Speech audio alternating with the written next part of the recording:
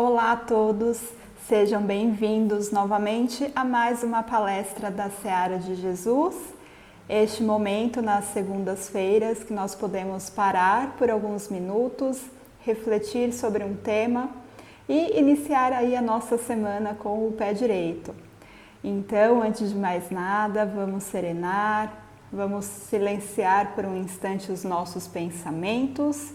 Vamos agradecer a Deus, agradecer ao Mestre Jesus por mais esta oportunidade da reflexão, do aprendizado.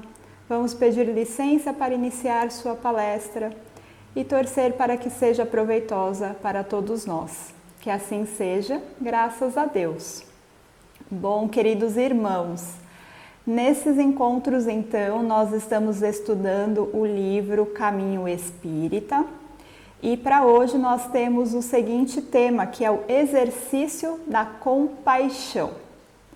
E antes de mais nada, o que é compaixão?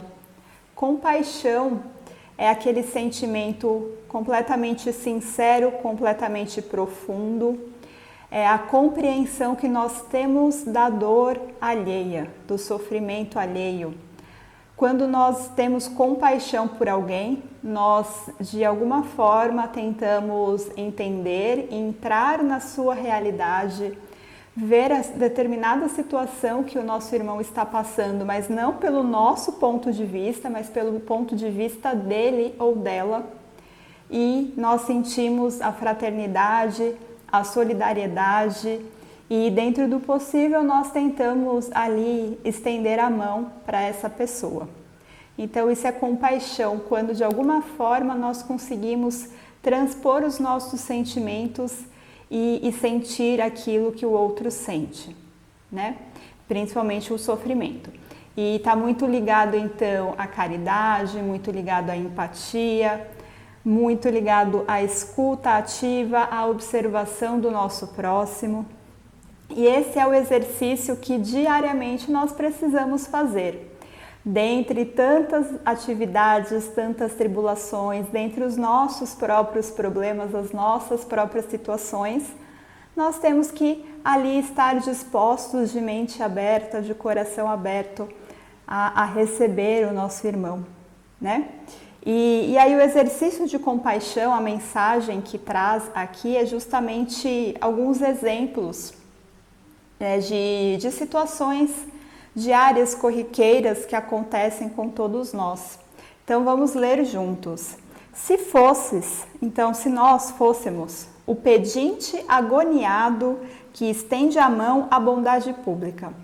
Então se nós nos colocarmos nessas situações aqui, vamos tentar mentalizar e realmente nos colocar no lugar dessas pessoas, se é que nós mesmos já não somos essas pessoas. Então, se nós fôssemos esse pedinte que precisa da doação alheia para sobreviver, para passar os seus dias, se fosses a mãezinha infeliz, atormentada pelo choro dos filhinhos que desfalecem de fome, se fosses a criança que vagueia desprotegida à margem do lar, então tantas crianças que vivem em casas de apoio ou que até vivem com familiares, mas não são devidamente acolhidas.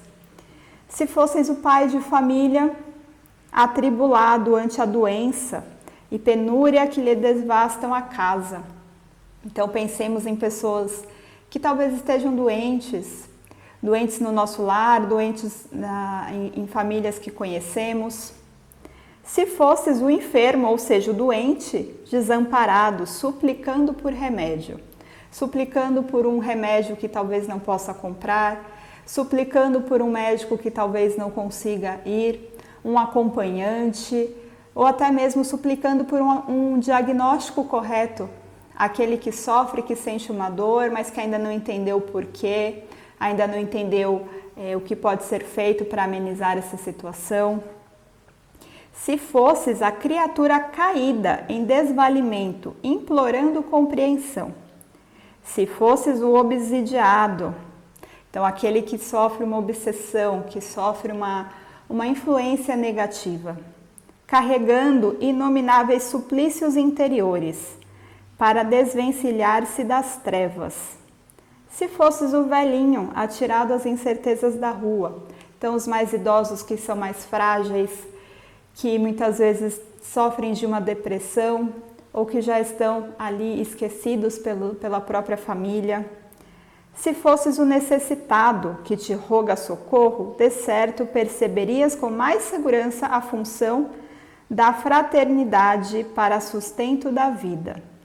Se estivéssemos no lado da dificuldade maior que a nossa, compreenderíamos de imediato o imperativo da caridade incessante e do auxílio mútuo. Reflitamos nisso, e nós que nos afeiçoamos a estudos diversos com vistas à edificação da felicidade e ao aperfeiçoamento do mundo, façamos quanto possível semelhante exercício de compaixão. Então, se nós refletirmos, se nós estivéssemos nessas situações, nós gostaríamos que alguém nos estendesse a mão. E quando nós refletimos sobre tudo isso, nós entendemos que o mundo, ele só é equilibrado, ele só se equilibra, ele só anda para frente, só existe essa evolução, só existe essa possibilidade de alegria e felicidade entre os irmãos se realmente formos irmãos, se realmente nós utilizarmos a fraternidade como uma ferramenta diária para auxiliar e também sermos aí auxiliados. Então, é realmente um exercício de todos os dias. E aí nós podemos pensar assim, poxa, mas é bem difícil, é bem complicado, porque nossa vida é muito corrida, ou talvez nós também estejamos sendo massacrados pelos nossos próprios problemas, pelas nossas angústias, pelas nossas depressões. Talvez a gente esteja passando por situações que nem mesmo nós estamos conseguindo lidar com elas. E nessa correria, nessa tribulação, às vezes fica um pouco difícil nós olharmos para o próximo, né? Ou às vezes nós podemos ter esse olhar e essas palavras de julgamento que nós já sabemos que não deveríamos ter. E aí, no meio dessa tribulação, de todo esse desconcerto, todo esse desequilíbrio que às vezes nós nos deixamos cair, nós pensamos assim, mas poxa, aquela pessoa ela está pedindo, mas na verdade ela não precisa tanto. Ou aquela pessoa está passando por uma situação, mas porque ela merece, né? Nós, principalmente que somos espíritas, às vezes nós podemos cair nesse erro, porque a gente já estudou que através das reencarnações nós fazemos resgates do passado, nós pagamos certas dívidas, vamos colocar assim, com pessoas que nós de alguma forma prejudicamos no passado.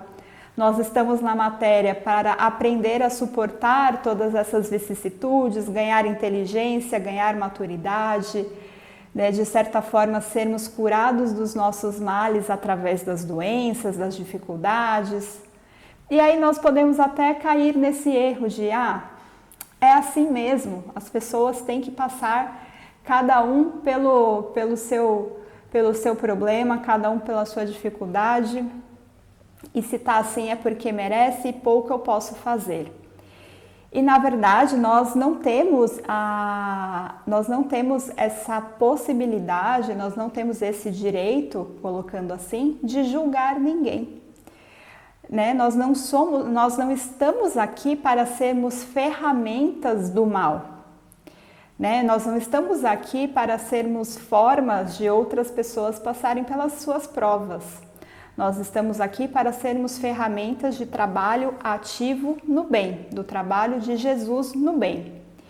E se nós achamos que determinada pessoa merece ou não merece, não cabe a nós esse pensamento, não cabe a nós esse julgamento. Esse julgamento é de cada um consigo mesmo. Então nós, conosco mesmo, podemos fazer essa reflexão de será que eu não fui tão boa, não fui tão bom? Será que essa passagem da minha vida quer me ensinar alguma coisa, quer me trazer mais sabedoria, mais paciência?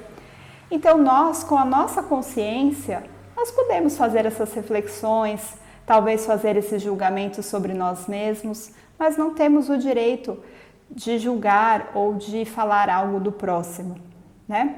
Até porque às vezes a gente acha que a gente sabe como a pessoa é, como a pessoa se sente, como a pessoa se comporta. Muitas vezes nós esquecemos que não temos todo esse conhecimento de todo o cenário, do passado dessa pessoa, do presente mesmo, dos seus valores, daquilo que ela pensa, aquilo que já aconteceu nas suas vidas passadas. Deus nos dá o véu do esquecimento justamente por isso, para que a gente possa olhar para os nossos irmãos, para o nosso próximo, sem véu de preconceitos, sem conhecimento prévio, sem julgamento prévio da personalidade ou das vivências das pessoas, para que a gente, de coração limpo e realmente com a vontade de ajudar, a gente esteja ali disponível. Né? E aí, às vezes, a gente deixa de ali colaborar porque a gente se prende nos nossos próprios problemas e esquece do outro. E aí tem uma história interessante que está no livro Contos e Apólogos, que foi psicografado por Chico Xavier e traz mensagens do irmão X. E alguns livros do Chico trazem muito da época de Jesus e traz muitas histórias dos apóstolos ali e toda a sua vida, todo o seu trabalho, toda a sua missão ali pós desencarne do Mestre Jesus. E aí nesse livro tem um capítulo que chama A Esmola da Compaixão e conta uma historinha do apóstolo Simão Pedro. E conta que eles estavam lá na Casa do Caminho, que foi a instituição que eles colocaram de pé e por muito tempo ficaram ali pregando sobre a boa nova de Jesus e também recebendo irmãos ali para o auxílio material, o auxílio espiritual através da mediunidade. Então, muito trabalho tinha a ser feito ali na Casa do Caminho. E aí conta, né, que de portas abertas ao serviço da caridade, então a Casa dos Apóstolos em Jerusalém vivia repleta, em rumoroso tumulto, ou seja, idas e vindas, muita gente entrando, muita gente saindo, muita gente precisando de socorro. Então, assim, irmãos que precisavam de caridade material, mães que vinham com os seus filhos, às vezes com alguma dificuldade, alguma deficiência, mães viúvas, todo tipo de doenças, todo tipo de realmente misérias daquele povo e ali eles iam buscar socorro, então, nessa instituição. E era como nós falamos da Seara de Jesus, era um grande hospital com uma grande movimentação.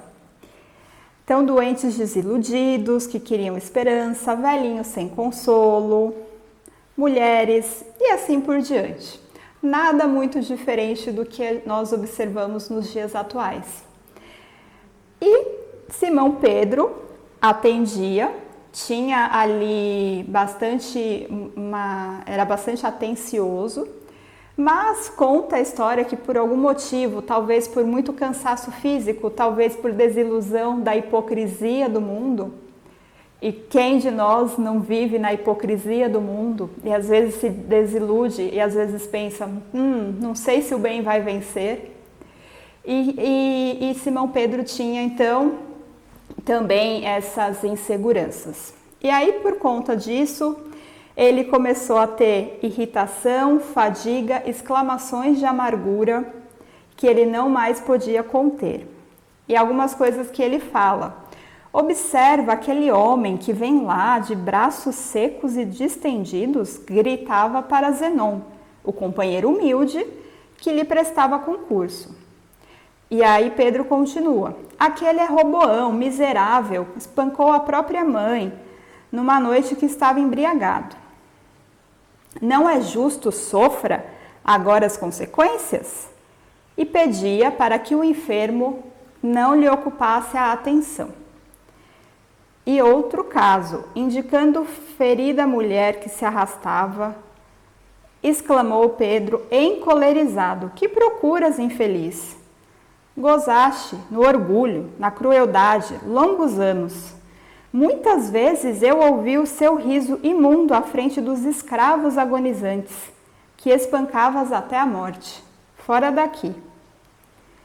E a desmandar-se nas indisposições de que se via tocado, em seguida bradou para um velho paralítico, que lhe implorava socorro. Como não te envergonhas de comparecer no pouso do Senhor, quando sempre devoraste o ceitil das viúvas e dos órfãos? Tuas arcas transbordam de maldições e de lágrimas. O pranto das vítimas é grilhão nos teus pés. E assim por diante, ele ia julgando e ia blasfemando e muito irritado, não entendia e não aceitava que ali as pessoas que tinham feito tantas outras sofrerem nas suas mãos, ali de repente fossem buscar esse socorro, esse auxílio. E se colocava nessa mesma posição que a gente se coloca às vezes, de assim, a pessoa merece, né? E aí por muitas horas passou o dia nessa angústia, nessa irritação, e conta que quando o sol desaparecera distante e a névoa crepuscular invadira o suave refúgio, modesto viajante penetrou o cenáculo, exibindo nas mãos largas nódoas sanguinolentas, então feridas de sangue nas mãos. E no compartimento agora vazio, apenas o pescador se dispunha à retirada, suarento e abatido, ou seja, Pedro estava sozinho, abatido, querendo ir embora, e chega o viajante. O recém-vindo, silencioso, aproximou-se sutil e o tocou docemente. E o conturbado discípulo do Evangelho só assim lhe deu atenção. Então, só quando o homem entra e toca, que ele para e presta atenção de verdade. Porém, já de forma impulsiva: quem és tu que chega a essa hora, quando o dia de trabalho já terminou? Então, assim, poxa, eu já estou cansado, eu quero ir embora, acabou meu trabalho e ainda chega alguém. E porque o desconhecido não respondesse, ele insistiu. Fala depressa, porque veio. Nesse instante, porém, ele deteve-se a contemplar as rosas de sangue que desabotoavam naquelas mãos belas e finas. Fitou os pés descalços, dos quais transpareciam, ainda vivos, os rubros sinais dos cravos da cruz. E ansioso, encontrou no estranho peregrino o olhar que refletia o fulgor das estrelas. Olha que bonito. Perplexo, compreendeu que se achava diante do Mestre, o Mestre Jesus. E ajoelhando-se em lágrimas, gemeu aflito: Senhor, o que pretendes do teu servo? Foi então que Jesus redivivo afagou-lhe a atormentada cabeça e falou em voz triste: Pedro, lembra-te de que não fomos chamados para socorrer as almas puras. Venho rogar-te a caridade do silêncio, quando não possas auxiliar. Suplico-te para os filhos de minha esperança a esmola da compaixão. O rude, mas amoroso pescador de Cafarnaum mergulhou a face nas mãos calosas para enxugar o pranto copioso e sincero, e quando ergueu de novo os olhos para abraçar o visitante querido, no aposento isolado somente havia a sombra da noite que avançava de leve. Então Jesus vai visitá-lo como uma visão e depois desaparece e relembra a Pedro que nós não estamos aqui para servir aqueles de alma pura, porque aqueles de alma pura nem precisariam estar aqui na terra encarnados ainda, não seriam tão necessitados. E Jesus sempre nos trouxe a mensagem de que ele veio para os doentes, Afinal de contas, aqueles que têm saúde, aqueles que são sãos, não necessitam de um médico, né? E aí Jesus relembra isso, relembra que justamente essas pessoas que num primeiro momento nós talvez iríamos julgar, nós talvez iríamos condenar sua atitude, sua forma de pensar, são pessoas que ainda estão muito em aprendizado e que realmente vão necessitar de mais apoio, de mais compaixão, de mais empatia. E essas pessoas, elas são realmente nós mesmos.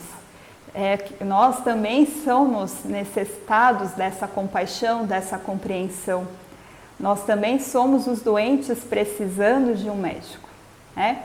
Então essa é uma lição muito bonita. E no final, Jesus coloca uma reflexão muito interessante. Se você não pode realmente ajudar, se você não tem nada como contribuir, então faça silêncio. O silêncio é uma prece. O silêncio, às vezes, é a melhor forma de ajudar. Claro que todos nós temos alguma coisa que a gente possa doar, que a gente possa auxiliar, que a gente possa compreender. Mas em situações que nada de bom nos venha à cabeça, que nenhuma ideia boa nos venha à cabeça, ou até mesmo em situações que são tão delicadas que estão fora do nosso alcance, a melhor coisa é silenciar.